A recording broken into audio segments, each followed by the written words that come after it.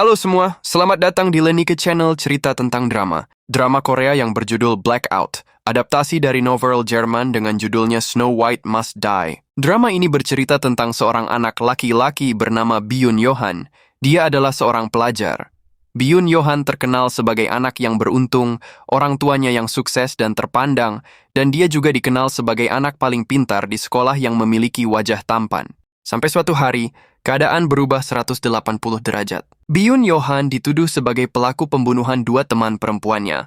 Perempuan yang pertama adalah pacarnya dan perempuan kedua sahabat dekatnya sendiri. Pada malam kejadian pembunuhan terjadi, Byun Yohan berada di rumah sendiri dalam keadaan mabuk berat. Semuanya terjadi begitu cepat. Dengan bukti yang ada, Byun Yohan harus dipenjara selama 10 tahun. Dia sendiri tidak mau mengakui perbuatannya, karena menurut dia, bukan dia orang yang membunuh pacar dan sahabatnya itu. Byun Yohan juga dipaksa mengaku agar hukumannya tidak terlalu lama. Pembunuhan itu terjadi di gudang tempat Byun Yohan dan kelima sahabatnya sering berkumpul, 3 laki-laki dan 2 perempuan termasuk pacarnya. Yang anehnya lagi, jasad kedua temannya tidak ditemukan sama sekali setelah kejadian.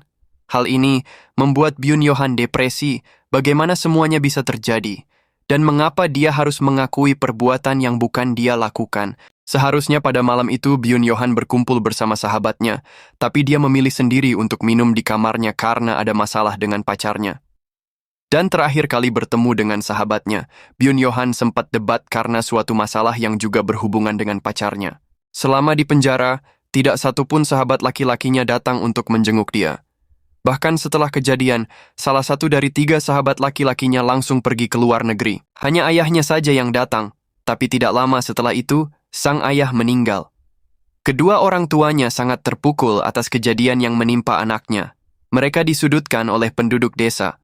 Hanya ada satu perempuan yang selalu berkunjung ke penjara, namanya Nagyom.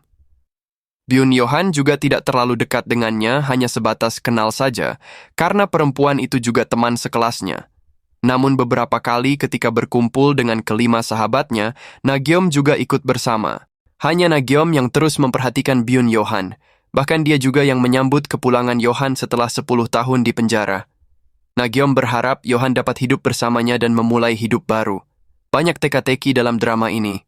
Hampir semua pemeran dalam drama ini bersikap aneh dan mencurigakan. Bahkan kepala polisi yang menangani kasusnya, yang merupakan ayah dari salah satu sahabat laki-lakinya, juga terkadang bersikap aneh. Setelah keluar dari penjara, Yohan kembali ke rumah ibunya dan melihat keadaan restoran yang dimiliki kedua orang tuanya. Dia berharap dapat melanjutkan hidup baru berdua dengan ibunya setelah keluar dari penjara. Namun, restoran milik ibunya sudah menjadi milik orang lain yang juga dekat dengan keluarga Yohan. Justru ibunya lah yang sekarang bekerja di situ. Setelah melihat Yohan kembali, ibunya sama sekali tidak menanggapinya. Ibunya semakin sedih karena teringat anaknya merupakan tersangka pembunuhan kedua temannya yang jasadnya belum ditemukan sampai saat ini. Orang tua dari kelima sahabatnya juga dekat dengan keluarga Yohan. Mereka dulu juga sering berkumpul di restoran punya orang tua Yohan. Semua penduduk desa tidak menginginkan Yohan kembali. Mereka mengusir, mencaci, bahkan ada yang mencoba membunuhnya. Namun Yohan tetap bertahan di rumah itu membujuk ibunya agar mau memulai hidup baru bersamanya. Namun sang ibu tetap menolak dan juga menyuruh Yohan pergi dari desa ini. Setelah Yohan keluar dari penjara, justru banyak sekali kejadian aneh yang terjadi. Hal itu membuat Yohan berusaha melobi polisi dan detektif untuk membuka kembali kasusnya dulu.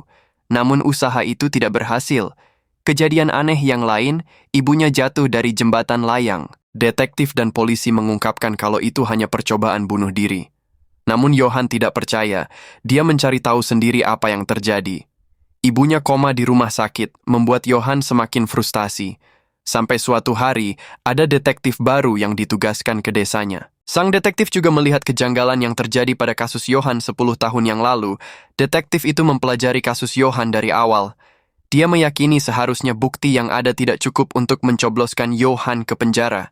Ketika detektif itu mencoba membuka kembali kasus 10 tahun lalu, kepala polisi dan detektif yang dulu memegang kasus Yohan justru marah dan tak terima. Detektif baru itu semakin tertantang untuk mengungkap kebenaran kasus Yohan. Semakin banyak bukti-bukti yang bermunculan siapa dalang di balik pembunuhan 2 remaja itu. Tidak ada satupun orang di desa yang dapat dipercaya. Detektif baru itu mulai mencurigai kepala polisi dan teman laki-laki Johan. Ternyata benar, banyak sekali orang di desanya yang terlibat kasus pembunuhan itu.